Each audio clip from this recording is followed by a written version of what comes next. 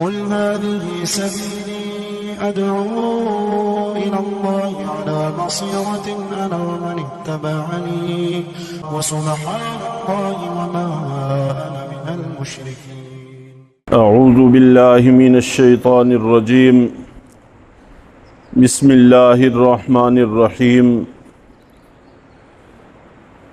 کل کے درس کے آخر میں ایک جملہ اللہ رب العزت کا تلاوت ہوا تھا، وَلَا يَجِدُونَ لَهُم مِّن دُونِ اللَّهِ وَلِيًّا وَلَا نَصِيرًا، کہ یہ کافر لوگ، مشرک لوگ اپنے لیے اللہ کے علاوہ نہ کوئی دوست پائیں گے اور نہ کوئی مددگار پائیں گے۔ قرآن پاک میں کئی جگہ پر ولی اور نصیر یہ دو لفظ استعمال ہوئے ہیں۔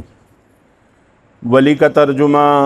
دوست سے کیا ہے اور نصیر کا ترجمہ مددگار سے کیا ہے۔ دونوں میں فرق یہ ہوتا ہے کہ ولی اس شخص کو کہتے ہیں جو زبانی اعتبار سے، دل کے اعتبار سے ہمدردی رکھتا ہو اور اس ہمدردی کا اظہار کرتا ہو، اور نصیر اس شخص کو کہتے ہیں جو عملی اعتبار سے مدد کرتا ہو، کام آتا ہو۔ دنیا میں جب بھی کسی کو کوئی مشکل حالات پیش آتے ہیں تو کچھ لوگ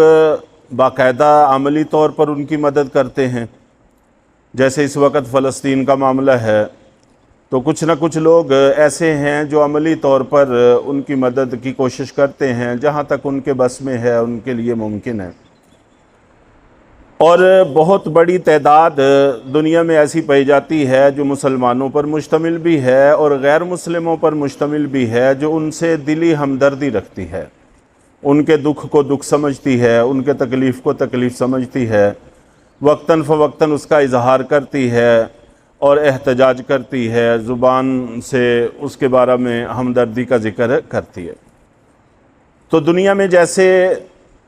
ہمدردی رکھنے والے لوگ جو اگرچہ عملاً تو کچھ نہیں کر سکتے لیکن دلی اعتبار سے ہمدردی رکھتے ہیں، ایسے لوگ ہوتے ہیں، اور عملی اعتبار سے مددگار بھی ہوتے ہیں۔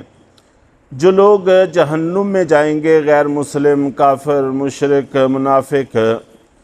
ان کے لیے نہ تو وہاں پر کوئی عملی اعتبار سے مدد کرنے والا ہوگا کہ ان کو جہنم سے نکالنے کی کوشش کرے، اور نہ ہی ان کے ساتھ دکھ کا اظہار کرنے والا ہوگا، ان کے غم کو غم سمجھنے والا ہوگا، ان کی تکلیف کو تکلیف محسوس کرنے والا ہوگا، یعنی کسی کو ان سے دلی ہمدردی بھی نہیں ہوگی۔ آواز اٹھانا تو دور کی بات ہے، عملی اعتبار سے مدد کرنا تو دور کی بات ہے، وہاں پر کسی کو ان سے سرے سے سروکار ہی نہیں ہوگا۔ چنانچہ قرآن پاک میں دوسری جگہ پر اس بات کا بھی ذکر ہے کہ جنت میں بیٹھے بیٹھے بسا اوقات کسی کو خیال آئے گا کہ میرا ایک فلان دوست ہوتا تھا، وہ پتہ نہیں اس وقت کس حال میں ہے، تو اللہ تعالیٰ کی طرف سے کہا جائے گا کہ کیا تم اس دوست کو دیکھنا چاہتے ہو، اس آدمی کو دیکھنا چاہتے ہو؟ تو یہ کہے گا کہ جی ہاں میں دیکھنا چاہتا ہوں۔ چنانچہ جنت سے ہی جہنم کی طرف ایک روشن دان، ایک کھڑکی کھولی جائے گی، اور یہ اس سے جھانک کے دیکھے گا تو اس کو جہنم کے بیچوں بیچ آگ میں جلتا ہوا دیکھے گا۔ تو اس کو جلتا ہوا دیکھ کر اس پر دکھ کا اظہار نہیں کرے گا، اس کے ساتھ ہمدردی کا اظہار نہیں کرے گا، بلکہ اللہ کا شکر کرے گا کہ یہ تو مجھے بھی گمراہ کرنے کو تھا، شکر ہے کہ میں نے اس کی بات نہیں مانی اور میں صحیح راستے پر قائم رہا، یہ تو قریب تھا کہ مجھے بھی گمراہ کر دیتا۔ تو اپنے بچ جانے پر اللہ کا شکر ادا کرے گا، لیکن اس کے ساتھ قطعاً ایک لفظ بھی موجود نہیں ہے کہ ہمدردی کا ذکر کرے گا۔ تو جن لوگوں کے پیچھے لگ کر اپنی آخرت تباہ کرتے ہو، وہ وہاں پر صرف دل کے احساس کے ساتھ بھی تمہارے ساتھ نہیں ہوں گے، اس لیے کسی کے پیچھے لگ کے اپنی آخرت کو برباد نہ کرو، صحیح راستے پر چلنے کی کوشش کرو، اسی میں بھلائی ہے۔ یا ایہا الناس قد جاءکم برہان من ربکم، اے لوگو تمہارے پاس تمہارے پروردگار کی طرف سے کھلی ہوئی دلیل آ گئی ہے۔ حضرت عبداللہ ابن عباس رضی اللہ تعالیٰ عنہ فرماتے ہیں کہ برہان سے مراد نبی پاک صلی اللہ علیہ وسلم کی اپنی ذات اور اپنی شخصیت ہے۔ نبی پاک صلی اللہ علیہ وسلم کا اپنا وجود اطہر اور اپنی ذات گرامی یہی ایک بہت بڑا معجزہ ہے جس کو دیکھ کر حق قبول کیا جانا چاہیے۔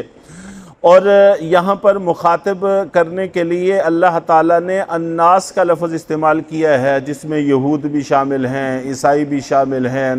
مشرکین اور منافقین، گویا کہ پوری دنیا کے کل بسنے والے انسان اس میں داخل ہیں۔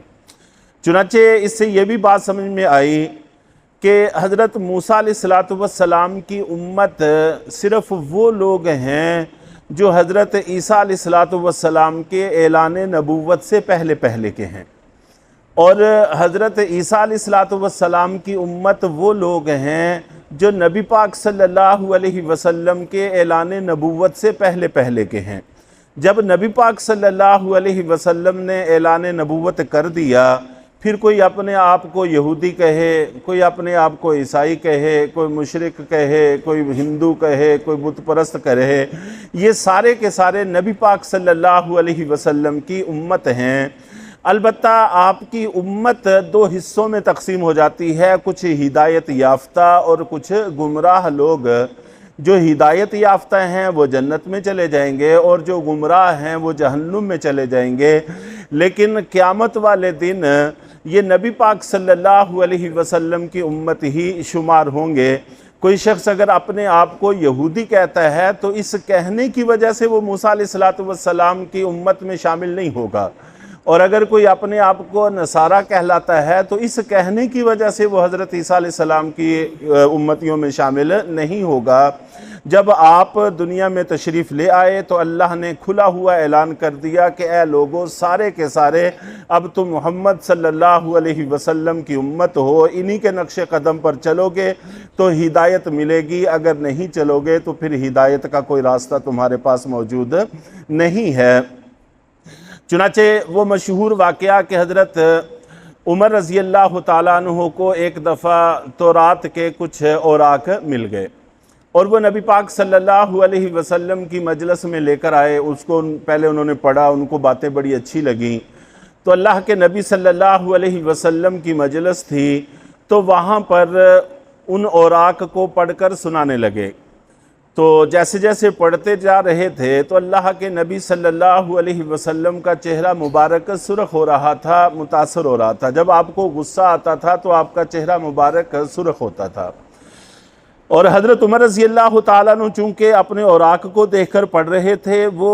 آپ صلی اللہ علیہ وسلم کے چہرے کے تاثرات کو محسوس نہ کر سکے۔ تو حضرت ابوبکر صدیق رضی اللہ تعالیٰ عنہ بیٹھے ہوئے تھے، تو انہوں نے فرمایا کہ اے عمر، تیرا ناس ہو، تجھ کو تیری ماں روئے، اللہ کے نبی صلی اللہ علیہ وسلم کے چہرے کو تو دیکھو۔ چنانچہ جیسے ہی چہرے پر دیکھا، اوراق کو ایک طرف پھینکا اور پھر فوراً پکارنا شروع ہو گئے کہ میں اللہ کے رب ہونے پہ راضی ہوں،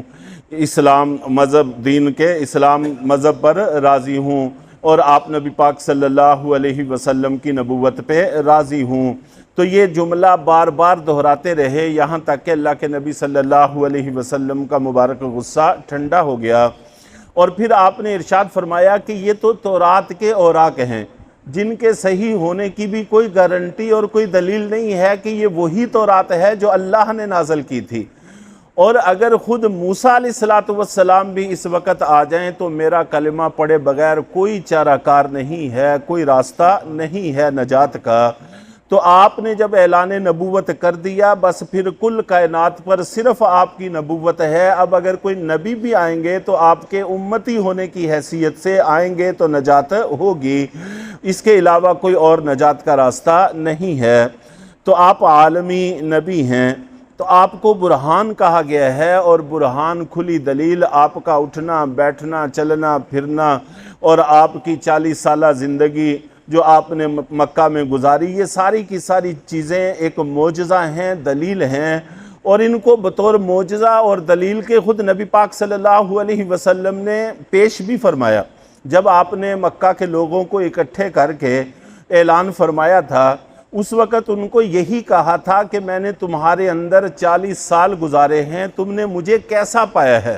تو سب نے کہا تھا کہ آپ صادق ہیں، آپ امین ہیں، آپ تو ہمارے خاندانوں اور قبیلوں کا غرور ہیں اور آپ ہمارے لیے بہت بڑی سعادت کی چیز ہیں، آپ کی تعریفیں کی۔